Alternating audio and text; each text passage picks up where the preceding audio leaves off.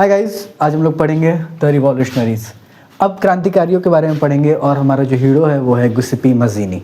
Exam में इसके बारे में आता है मोस्टली कि इनके बारे में शॉर्ट नोट्स लिख दीजिए या इनके बारे में कुछ बताइए या फिर ये इटली को कैसे हेल्प किए बनाने में। तो जब इटली बनेगा तो वहाँ पे भी इनका जिक्र होगा, लेकिन अभी इनके बारे में हम पर्सनली जिक्र करेंगे कि हाँ, इनके बारे में क्या क्या चीज़ मेन पॉइंट हम लिख सकते हैं। थोड़ा सा अच्छे अंडरस्टैंडिंग के लिए एक बार मैं बुक का रीड आउट कर देता हूँ कि क्या लिखा हुआ है, ताकि आप ज़्यादा कनेक्ट फील कर सकें। लिखा हुआ है, during the following is 1815 the fear of operation drove many liberal nationalist underground. क्या होता है कि जब ट्रीटी ऑफ वेना हो जाता है 1815 के बाद, तो होता क्या है ना कि बहुत से जो रिवॉल्यूशनरीज थे वो छुपने के काम करते हैं। छुप के काम करते हैं मतलब कि अब इनको डर है क्योंकि कंजर्वेटिव आ चुके हैं। तो ये जब कंजर्वेटिव आते हैं तो आपको पता था ना, कंजर्वेटिव पे एक सोसाइटी है, क्या है, सोशल हायरार्की, चर्च, और वो धीरे धीरे चेंज चाहते हैं। वो डेमोक्रेटिक, रिपब्लिक, ये सब चीज़ उनको नहीं पसंद है। तो ये लोग अब छुप के काम करते हैं और ये लोग क्या बनाते हैं, सीक्रेट सोसाइटी बनाते हैं। ठीक है, what is secret society? Secret society का मतलब होता है चुपचाप काम करना, सीक्रेटली काम करना। कोई ऐसा जगह काम करते हैं जिससे किसी को पता ना चले कि हम क्या काम कर रहे हैं। That is called secret society. तो अब बात हम इन्हीं क्या करेंगे, मज़ीनी के बारे में बात करेंगे। तो देखिए क्या क्या लिखा हुआ है आपकी बुक में। मैं बुक इसलिए पढ़ देता हूँ ताकि आप थोड़ा कनेक्टेड फील करें, ऐसा नहीं लगे कि मैं कुछ भी आके बोल के थीसिस दे के जा रहा हूँ। ठीक है। To be revolutionary at this time mean a commitment to oppose monarchial form. कह रहा है कि इस समय रिवोल्यूशनरी का मतलब क्या है कि एक कमिटमेंट है। आप भी कमिटमेंट करते होंगे, बहुत कुछ टूटता होगा। एक कमिटमेंट है to oppose monarchial forms that had been established after the Vienna Congress. क्या है?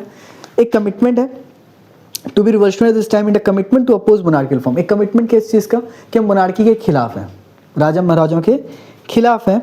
ठीक है। That had been established after Vienna Congress and to fight for liberty and freedom. आज़ादी के लिए हम लड़ाई करेंगे।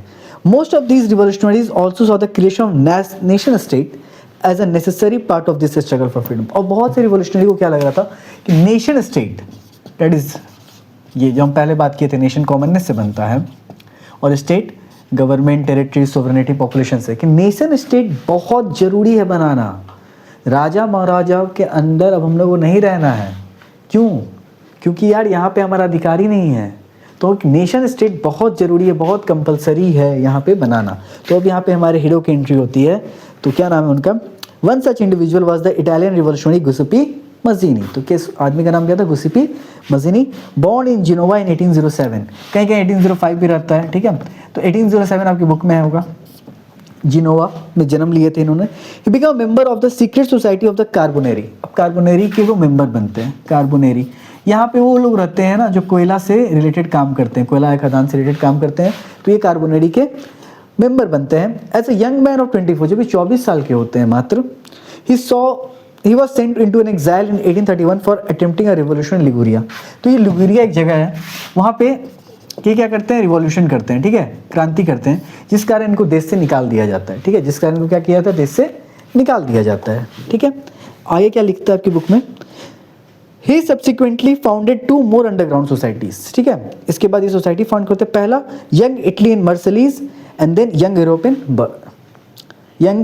बर्न। क्या बोला कि 2 सीक्रेट सोसाइटी फाइंड करते हैं। तो आपको एग्जाम के लिए बहुत ज़रूरी है कि गुसेपी मज़ीनी ने कौन से 2 सीक्रेट सोसाइटी फाइंड किए थे। तो यंग इटली इन मर्सलीज। ठीक है, आपको एकदम यंग इटली, मैं बहुत शॉर्ट लिख रहा हूँ, आपको नोट्स में प्रोवाइड कर दूंगा जिसमें सब कुछ लिखा रहेगा।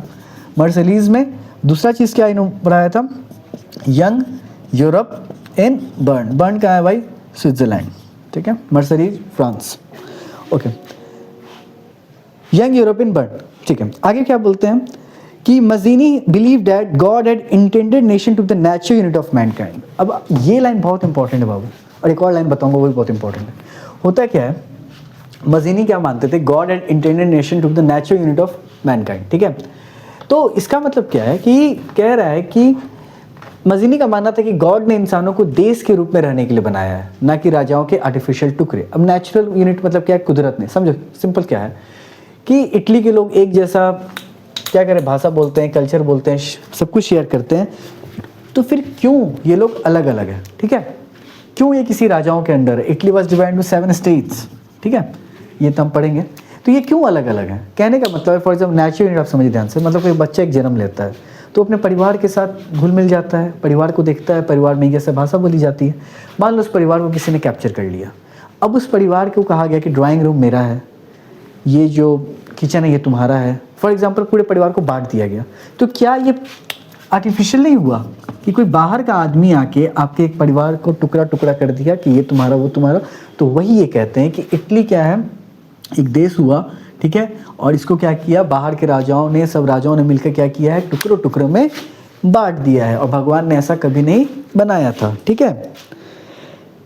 सो it could not be continue to be a patchwork of a small state and kingdom. Patchwork क्या होता है भाई, जैसे कि मान लो जो एक कपड़ा होता है वो फटा रहता है, तो थोड़ा इधर सिलाता है, थोड़ा इधर सिलाता है, थोड़ा इधर सिलाता है, ठीक है, तो ये होता है पैचवर्क, थोड़ा इधर उधर सिला के। तो वही बात कर रहा है कि इटली को ऐसा नहीं है कि ये राजा रूल कर रहा है, कोई इधर कर रहा है, कोई इधर रूल कर रहा है, नहीं, एक सिंगल राजा होना चाहिए, मतलब कि नेशन स्टेट बनाओ इसको, ठीक है। It had to be forged into a single unified republic within a wider alliance of nation. This unification alone could be the basis of Italian liberty. ये unification होगा तब इटली आज़ाद होगा। Following इस model secret society Germany, France, Switzerland, Poland में बनता है। मजनी रेंटलेस opposition to monarchy, मतलब लगातार वो अपोज कर रहा था मोनार्की को, and is vision of democratic Republic frightened the conservative. लगातार मजनी ये सब चीज़ को विरोध कर रहा था, फ्राइटेंड द कंजर्वेटिव, मतलब कंजर्वेटिव को डर लगने लगा, ठीक है। और यहीं पे ड्यूक मेटरनिक ने एक लाइन लिखा था, वो लाइन क्या था, Metternich described him as the most dangerous enemy of our social order. Social order मतलब क्या, सोशल मतलब समाज में जैसा हम ऑर्डर चाहते हैं, सोशल ऑर्डर, समाज में जो हम ऑर्डर चाहते हैं, क्या ऐसा ऑर्डर, हायरार्की रहे, चर्च रहे, मेरा परिवार रहे, ये सब चीज़, ठीक है, डायनेस्टी रहे, राजाओं का रूल रहे, इसका जो सबसे बड़ा दुश्मन है वो कौन है, मज़ीनी है, ठीक है।